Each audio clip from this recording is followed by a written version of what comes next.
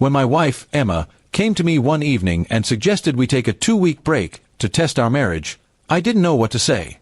We had been together for 7 years, and though we had our share of arguments, I thought we were solid. She said it would give us time to think about what we truly wanted, to reflect without pressure. Her voice was calm, but her eyes seemed distant, like her mind was already elsewhere. I didn't like the idea, but I agreed because I thought maybe she needed space and this could help us. The first night without her felt strange. The house was quiet, too quiet. I kept expecting her to walk in, laugh about something silly, or complain about work. Instead, I ate dinner alone and stared at the empty chair across the table. I told myself this was temporary, just a short break, and that she'd come back ready to work things out. On the second day, I tried to keep myself busy. I went for a run, cleaned the garage, even caught up with an old friend for coffee. But in the back of my mind, I kept wondering what Emma was doing. I imagined her visiting her parents, reading a book, or maybe just taking long walks to clear her head. I trusted her, or at least I wanted to believe I did. By the third day, my phone buzzed with a message from my cousin, Mark. It was a screenshot from social media. There was Emma, smiling in a photo, sitting close to a man I'd never seen before. His arm was around her, and they looked like a couple on a date. The caption was something harmless on the surface, "Enjoying the evening." But the body language told a different story. My stomach dropped, and a wave of heat rushed through me.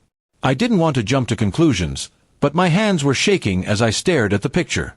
I zoomed in, searching for some innocent explanation, but there wasn't one. It wasn't a group picture or a work event, it was intimate. That smile she had in the photo was the same one she used to give me when we first started dating. I called her immediately, my heart pounding. She didn't pick up. I sent a message asking who the man was. No reply.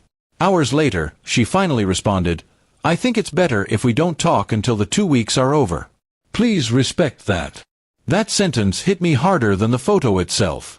It was cold, detached, and nothing like the woman I thought I knew. That night, I couldn't sleep.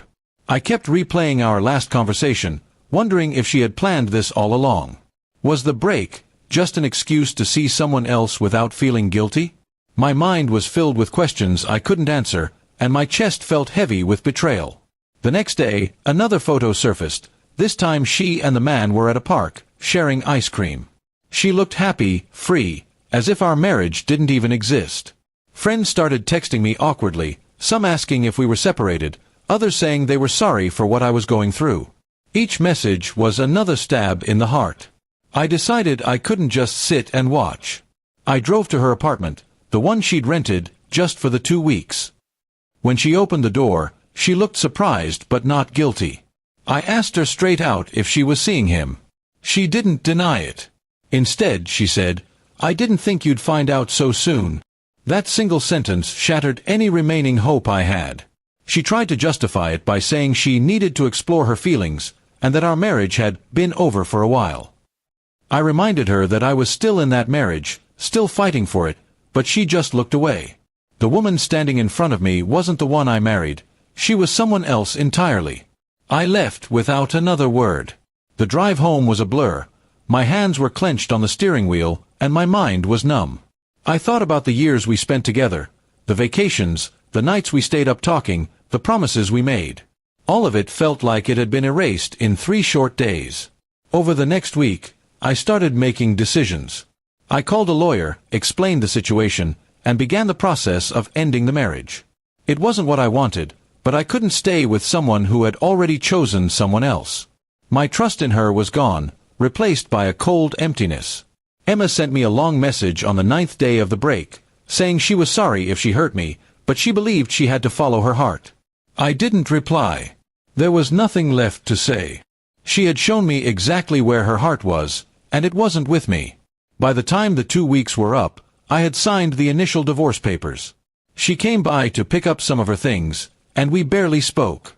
I realized then that the woman I once loved no longer existed, at least not for me. And while the pain was still raw, I knew I had to move forward, even if it meant walking alone. The break she wanted didn't test our marriage, it destroyed it. But in that destruction, I found clarity.